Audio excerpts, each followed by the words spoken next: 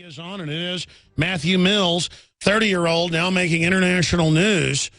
And, of course, there's also videos of him online when he talked to Tom Brokaw and others asking him questions.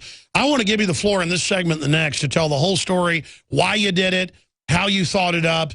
And, I mean, if people start doing what you've done across the board on Obamacare, on gun control, on stage terror, it's over. So, Matthew Mills, start from the beginning here with a big exclusive interview, the man who took over the Super Bowl MVP press conference. Go ahead. Well, I definitely didn't I definitely didn't think up this idea. I just went to the Super Bowl to go interview people outside the stadium about, well, I was going to ask people about the Illuminati symbolism in the last two Super Bowl halftime shows. That's what I went there for, just to interview other people. But when I got there, I had to make up the story even to get to the Super Bowl by saying I was an employee because they wouldn't let people without tickets there. So I had to say that. And then I tried to get a little further, and I just kept on using that same excuse, and I was really surprised I got in. And that's pretty much it. I spent the whole time, I was in the stadium since about 1:30 in the afternoon, just hanging out, and watched the game, and I was planning on actually running down on the field and during the celebration after the game and grabbing one of their mics. But then I saw the press box, and I went in there, and I just stayed in there, and I was in there from the end of the third quarter until when you saw me grab the mic.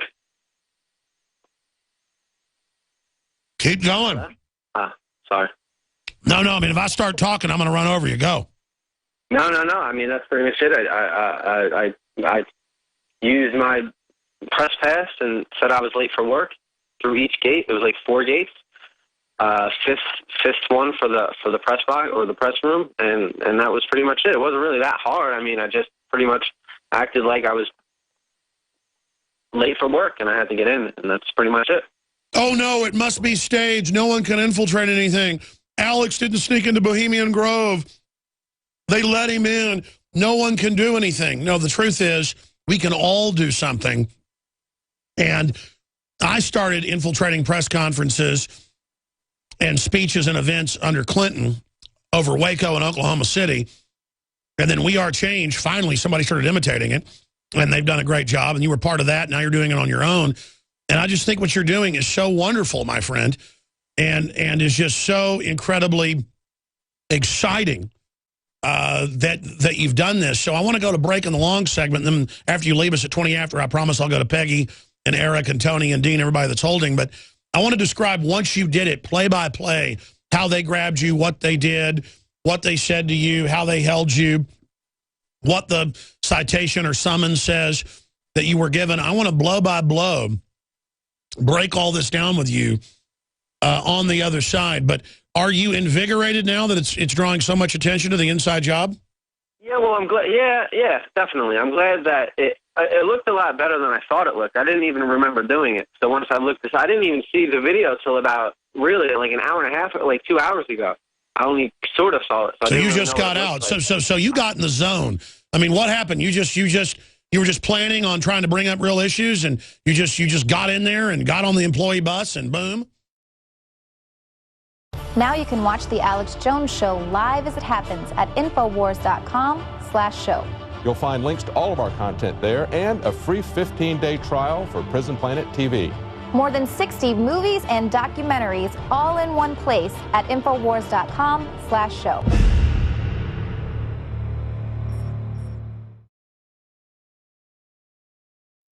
The story is up on the site. Super Bowl hijack proves government cannot protect you. I think that's a big issue here, to show it's all theater.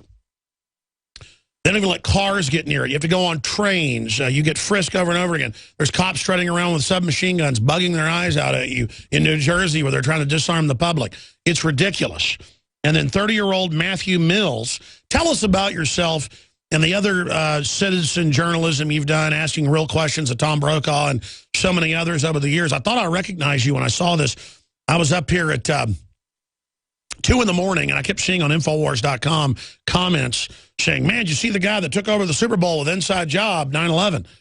And so I went and searched that on YouTube, and there it was. And I shot a video at 2 a.m. when I got off, 2 hours of radio, and put it up.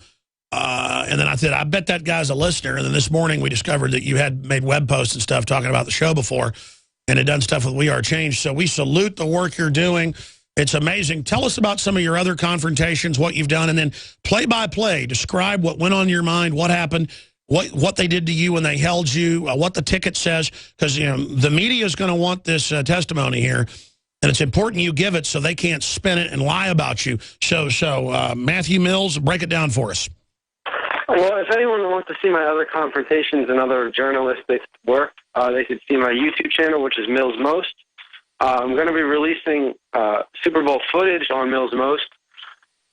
They deleted all my footage off the SD card, but I have someone coming to the house right now to restore it, apparently. So hopefully he can do that. And if we could restore that footage, I'm going to release a bunch of stuff, because I had the camera on the whole time when I walked away from the mic. And so I got all that, what they were saying to me. So hopefully I don't even need to describe to you what they said. I'll have it on footage. And what were the other questions?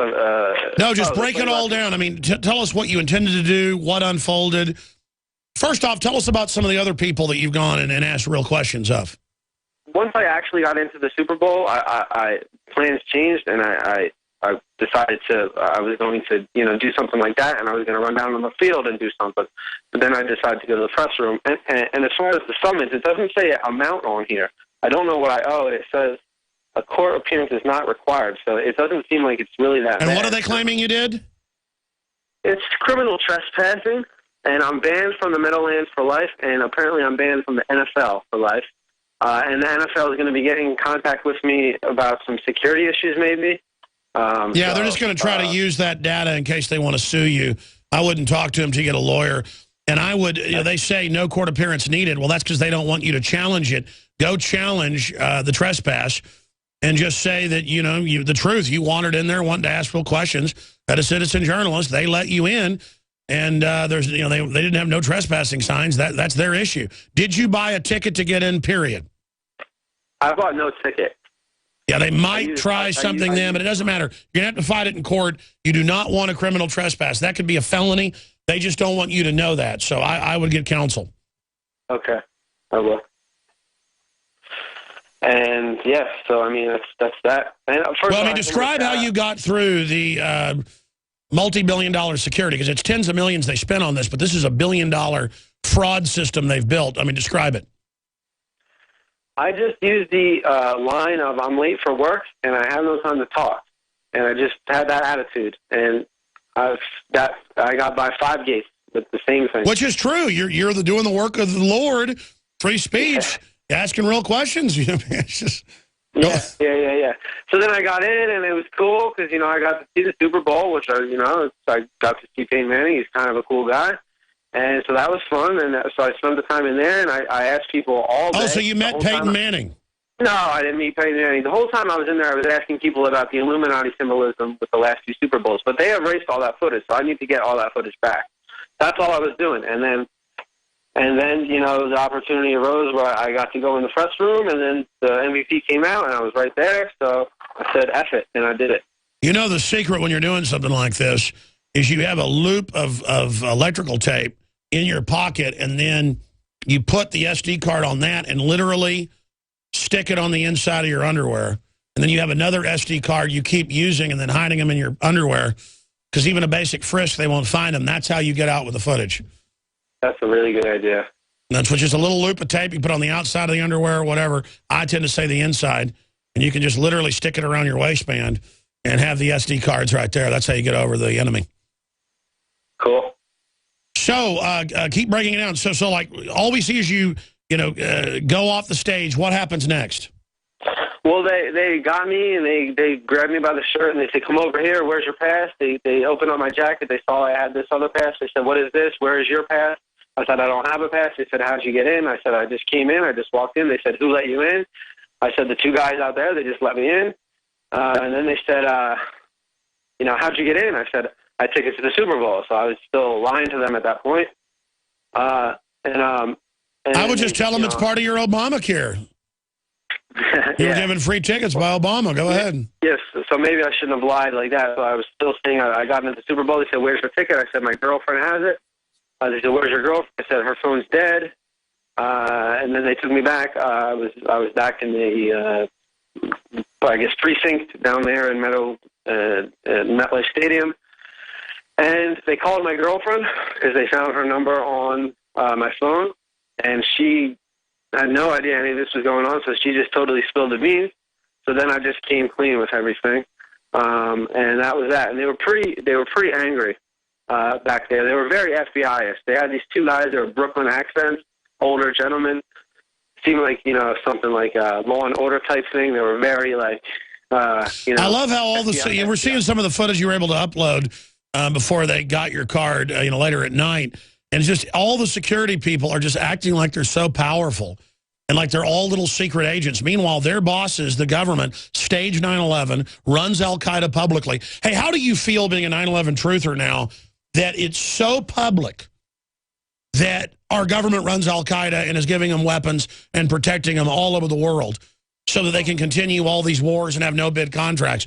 I mean, we're totally vindicated here. One of the cops that was taking my information was a 9/11 truther. He told me when no one was in the room with me. I'm not going to mention his name. He said, I believe in this stuff too. And he was the one that was nicest to me, and he was trying to get me out of there, probably because he was a little more awake. Well, yeah, because you've got to be a moron not to know they blew up all those towers, including, they said, get back, we're blowing it up. I have the deputy emergency manager in New York on who said, no, they said, get out, they're going to blow it up, and they killed him a week later. They just said, oh, Barry Jennings, he's dead now. And then, the family we think they witness protection him, actually, because it was like, he's dead, family moves out, no one will talk, all these black vans at the house, or they got the whole, what do you think about that? There's so much to think about everything that I can't give you an intelligent answer for that. I think it's crazy. I don't want to. It's amazing. So how long were you in the custody? I was probably back there. I got arrested way after the end of the game. I was probably back there for a good 3 hours at least, 3.5. I was there to the end, pretty much like the stadium started shutting down. Like they kept me there until pretty much they couldn't keep me there almost. And then they said, what, you're lucky we didn't arrest you, or what happened? So 3 in the morning. I mean, what did they say to you when they finally let you go? They walked me out. They said, there's your train. They told me to get lost pretty much. Well, you've done an incredible job. I want to get you back on the nightly news tonight. Do you have Skype? Your radio show? Because I don't have your radio show. I get my Alex Jones info from YouTube. Somebody texted me. Some random guy texted me. I don't know his name. And he said, and so I just want to give a shout out to that guy, whoever that is. Okay. Absolutely. You watch us on YouTube, not the live show. Do you have Skype? I do. I can get Skype. It's been a while since I don't typically do Skype that much, but I can. Yeah, I can. No. I mean, you can do it on your iPhone, whatever. I'd like to have you on the nightly news. But right now, finishing up with the man of the hour, truly getting his 15 minutes of fame for something that matters. I mean, I look at that goofy lineman up there going, yeah, I never thought I'd be an MVP. It's so incredible. Meanwhile, a guy with real courage jumps up there and says, 9/11 is an inside job staged by criminal elements of the government. And he joins us now, a listener of the transmission. I had a good feeling that he was a listener. We checked it out online, found some of his work, knew he was. But he's a listener via YouTube, a viewer via YouTube, like so many tens of millions a week are. And he joins us, Matthew Mills. Matthew, closing comments. I just want to tell you, I really admire your work, and you're the kind of stand-up guy. You're the kind of guy we need as an East Coast reporter. We don't have the money to have you full-time, but we can pay you when you go out on events.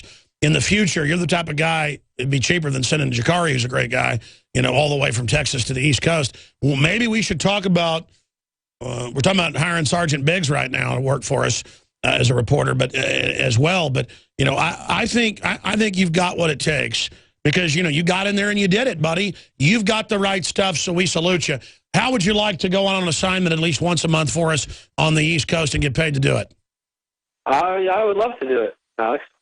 Yeah, I think you're a real kind of guy we need on the team. So, what else is going on, brother? Anything else you want to add? I think we kind of covered it all. You know, I'm getting a little bit excited about you right now. I mean, listen, I don't get excited about Peyton Manning and football. I mean, I get excited about what you did. I want to sneak into Bohemian Grove again, or I want to sneak into Skull and Bones. I want to sneak in and corrupt and expose these corrupt garbage heads. I mean, I love you blowing their operation and watching them run around like chickens with their heads cut off. You know what a big fan of you I am right now? Let me hear your war growl right now. Ah! If me and you get to talk off air, I'll tell you about a couple other things I want to infiltrate. So I like it. I like that. Anything else, Soldier? Anything else you want to tell us? No, not at all. I appreciate the call. I didn't even know you were you wanted me to call in. Just like I got some texts, and it's been nice to talk to you. I've been listening to you for a while, and I'm a big fan of your work. So well, I'm going to give you an Emperor Palpatine. You've done so well. All right. You have done well, Lord Vader. You like that? All right. I do. Okay, good, good. Anything else? Give us your YouTube, any of your other sites. Go ahead and plug away. Well, I don't have any other sites, but my YouTube channel is Mills Most, and that's pretty much it. If hopefully I'll be able to retrieve some of this footage, and you can see some of the stuff that happened at the Super Bowl. And by the way, I mean, you're taking action. You got a video up there with millions of views. I mean, you're really doing a great job, and you're another example of how we're going to defeat the enemy, and people just realize they are the future. They are the resistance. I mean, anybody can do this, folks, if you just decide to grow some guts and take action. And so, again, great job. And you're saying you didn't plan any of this. You were just literally led by the Spirit? Yeah, more or less, yeah. And you exposed the Illuminati.